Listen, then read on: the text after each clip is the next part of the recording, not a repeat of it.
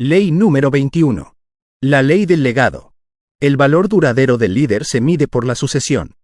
En 1977, murió uno de los mejores líderes empresariales del mundo. Su nombre era Roberto Goizueta, presidente y ejecutivo principal de Coca-Cola Company. En un discurso que dio al Club de Ejecutivos de Chicago unos meses antes de morir, Goizueta hizo esta declaración: hace 1.000 millones de horas, apareció en la Tierra la vida humana. Hace 1.000 millones de minutos, surgió el cristianismo. Hace 1.000 millones de segundos, los Beatles se presentaron en el show de Ed Sullivan. Hace 1.000 millones de Coca-Colas. Era ayer por la mañana. Y la pregunta que nos hacemos ahora es, ¿qué debemos hacer para que esta mañana haya 1.000 millones de Coca-Colas? La búsqueda perpetua de Goizueta fue hacer de la Coca-Cola la mejor compañía del mundo, lo cual aún procuraba diligentemente cuando murió de súbito. Las compañías que pierden a su jefe principal, por lo general entran en estado de confusión, especialmente si la partida es inesperada, como lo fue la de Goizueta. Poco antes de su muerte, Goizueta dijo en una entrevista en el Atlanta Journal-Constitution, que la jubilación no aparece en la pantalla de mi radar. Mientras me divierta como me estoy divirtiendo, mientras tenga la energía necesaria, mientras no esté privando a la gente de su día bajo el sol, y mientras la Junta quiera que me quede, me quedaré. Unos cuantos meses después de la entrevista, se le diagnosticó cáncer. Murió 6 semanas después. A la muerte de Goizueta, el expresidente Jimmy Carter observó: tal vez ningún otro líder empresarial en los tiempos modernos ha dado un ejemplo más hermoso del sueño americano. Él creía que en los Estados Unidos todo es posible. Vivió ese sueño. Y con sus extraordinarias capacidades de liderazgo, ayudó a otros miles de personas a alcanzar también el sueño americano. El legado de Goizueta. Es increíble el legado que Goizueta dejó a la compañía. Cuando comenzó a hacerse cargo de la Coca-Cola en 1981, el valor de la misma era de $4.000 millones. Con su liderazgo, este valor aumentó a $150.000 millones. Esto representa un aumento de más de 3.500%. Coca-Cola llegó a ser la segunda corporación más valiosa de los Estados Unidos, por encima de los fabricantes de autos, las compañías de petróleo, Microsoft, Walmart, y todas las demás. La única compañía más valiosa era la General Electric. Muchos de los accionistas de la Coca-Cola se hicieron multimillonarios. La Universidad Emory en Atlanta, cuya cartera de acciones contiene un gran número de acciones de la Coca-Cola, tiene ahora una donación comparable a la de Harvard. Pero no fue el alto valor de las acciones lo más significativo que Goizueta dejó a la Coca-Cola, sino la forma en que vivió la ley del legado. Cuando se anunció la muerte del jefe principal, no hubo pánico entre los accionistas. El analista Emmanuel Goldman, de la Paine-Webber, dijo que preparó a la compañía para su ausencia como ningún otro ejecutivo. Goizueta, ¿cómo lo hizo? Primero, impartió a la compañía la mayor fuerza posible. Segundo, preparó a Douglas Ibester como su sucesor en el más alto de los cargos. Mickey H. Gramig, escritor para el Atlanta Constitution, informó, a diferencia de otras compañías, que enfrentan una crisis ante la partida o la muerte del más alto ejecutivo, se espera que la Coca-Cola retenga su estado como una de las corporaciones más admiradas del mundo.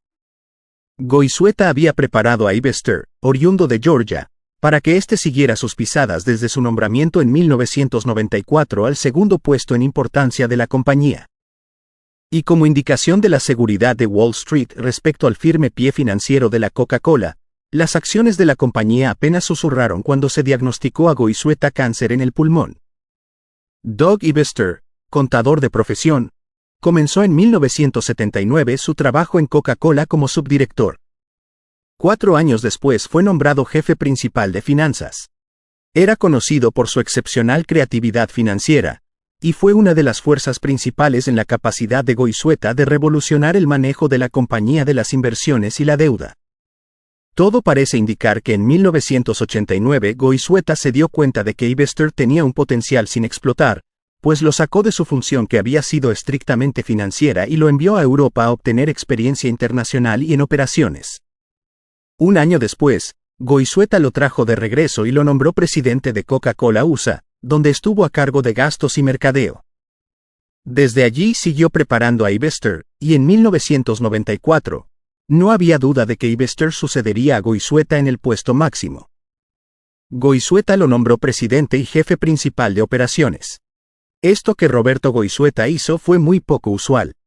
En la actualidad, pocos jefes principales de compañías forman líderes fuertes y los preparan para hacerse cargo de la organización. John Z. Wood, consultor en Egon Zehnder International Inc., ha dicho que, en el pasado reciente, las compañías no han estado invirtiendo mucho en preparar a miembros de su personal para altas posiciones.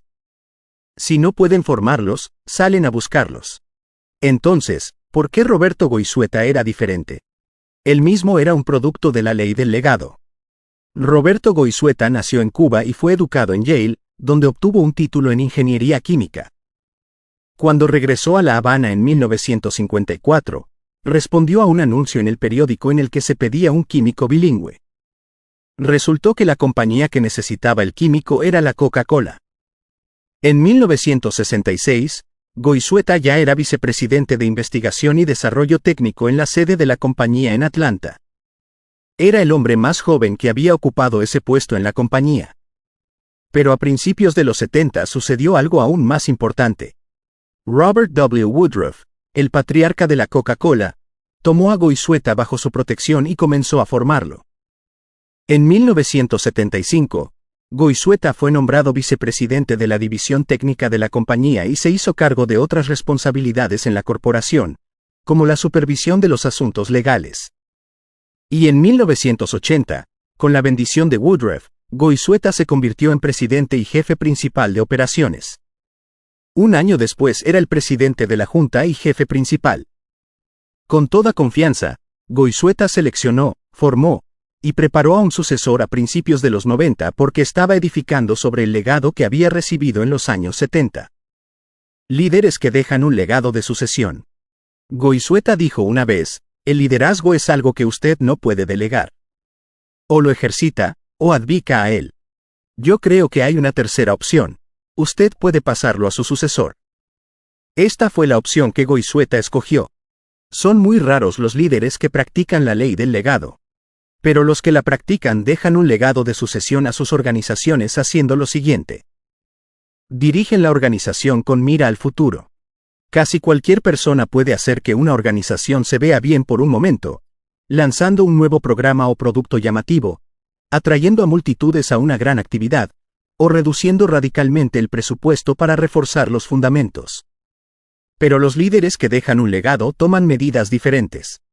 Dirigen con el hoy y el mañana en mente. Eso fue lo que hizo Goizueta. Planeó seguir dirigiendo mientras fuera eficaz, pero siguió preparando a su sucesor de todos modos. Siempre buscó los mejores intereses de la organización y de los accionistas. Crean una cultura de liderazgo. Las compañías más estables tienen líderes fuertes en todos los niveles de la organización. La única forma de desarrollar un liderazgo tan amplio es hacer de la formación de líderes parte de su cultura. Esa es una parte fuerte del legado de Coca-Cola. ¿Cuántas otras compañías exitosas conoce usted cuya sucesión de líderes proviene de las posiciones dentro de la misma organización? Pagan el precio hoy para asegurar el buen éxito del mañana. No puede haber buen éxito sin sacrificio. Cada organización es única, y eso es lo que determina cuál será el precio. Pero cualquier líder que desee ayudar a su organización debe estar dispuesto a pagar el precio para asegurar un buen éxito duradero. Dan más valor al liderazgo en equipo que al liderazgo individual. No importa cuán bueno sea, ningún líder puede hacerlo todo solo. Así como en los deportes el director del equipo necesita buenos jugadores para ganar, una organización necesita un equipo de buenos líderes para tener éxito. Cuanto más grande sea la organización, tanto más fuerte y más profundo debe ser el equipo de líderes. Salen con integridad de la organización. En el caso de la Coca-Cola, el líder no tuvo la oportunidad de irse porque tuvo una muerte prematura. Pero si hubiese vivido, yo creo que Goizueta hubiera hecho exactamente eso. Cuando es tiempo de que el líder deje la organización, debe estar dispuesto a irse y permitir que su sucesor haga lo que tiene que hacer. Al entrometerse solo se hace daño a sí mismo y a la organización. Un legado de sucesión. En el capítulo de la ley del apoyo mencioné que en el otoño de 1977, fui a la India con unos cuantos líderes de EKIP, la organización sin fines de lucro que dirijo. Mientras estábamos allí, quise visitar las oficinas centrales de la Madre Teresa. Un sencillo edificio de bloques de concreto localizado en Calcuta, que la gente de allí llamaba la Casa de la Madre. Mientras estaba frente a las puertas preparándome para entrar, pensaba que nadie, al mirar ese lugar tan modesto, podría decir que este había sido la base hogar de una líder tan eficaz. Caminamos por un vestíbulo hacia un patio central al aire libre. Deseábamos visitar la tumba de la Madre Teresa, localizada en el comedor de la instalación. Pero cuando llegamos allí, supimos que el salón estaba siendo usado y no se nos permitía entrar hasta que terminara la ceremonia que se efectuaba. Pudimos ver a un grupo como de 40 monjas sentadas, todas con el conocido hábito usado por la Madre Teresa. ¿Qué se celebra aquí?, pregunté a una monja que iba pasando. Ella sonrió. Hoy estamos aceptando 45 nuevas integrantes en la orden, dijo ella, quien se dirigió apresurada a otra parte del edificio. Como ya estábamos atrasados y pronto tendríamos que abordar un avión, no pudimos quedarnos. Miramos brevemente a los alrededores y nos retiramos. Mientras salía del recinto, a través de un pasillo y en medio de una muchedumbre, pensé, la Madre Teresa debe de haber estado muy orgullosa. Ella había partido, pero su legado continuaba. Había causado un impacto en el mundo y había formado líderes que llevarán a cabo su visión. Y todo parece indicar que seguirán influyendo a las futuras generaciones. La vida de la Madre Teresa es un gran ejemplo de la ley del legado. Pocos líderes pasan el legado a otros. Max Dupree, autor de Leadership is an Art, el liderazgo es un arte, declaró, de todas las leyes del liderazgo, la ley del legado es una de las que menos líderes aprenden. Un individuo se siente realizado cuando puede hacer grandes cosas por sí mismo. Alcanza el buen éxito cuando faculta a sus seguidores a hacer cosas grandes con él. Obtiene significado cuando forma líderes que hacen cosas grandes por él. Pero solo se crea un legado cuando el individuo coloca a su organización en la posición de hacer grandes cosas sin él. Yo aprendí a golpes la ley del legado. Como la iglesia creció tanto durante mi primera posición de liderazgo en Hillham, Indiana, pensé que había tenido buen éxito. Cuando comencé allí, solo asistían 3 personas. Durante 3 años edifiqué esa iglesia, me acerqué a la comunidad, e influí en la vida de muchas personas. Cuando salí de allí, la asistencia promedio era de casi 300 personas.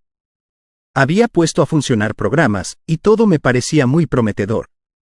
Pensé que realmente había hecho un gran trabajo. Cuando ya tenía unos 18 meses de estar en mi segunda iglesia, fui a almorzar con un amigo que no había visto en mucho tiempo, y que acababa de pasar un tiempo en Hillham. Le pregunté cómo iban las cosas allá y me sorprendí cuando escuché su respuesta. No muy bien, respondió. ¿De veras?, dije yo. ¿Por qué? Las cosas iban muy bien cuando yo me fui. ¿Cuál es el problema? Bueno, dijo él, como que la iglesia ha decaído. Algunos de los programas que comenzaste aparentemente quedaron en nada. Ahora solo hay unas 100 personas en la iglesia. El número puede disminuir aún más antes de que todo termine. Esto realmente me molestó.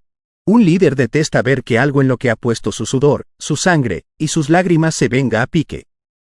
Primero quise indignarme con el líder que me sucedió. Pero luego recapacité.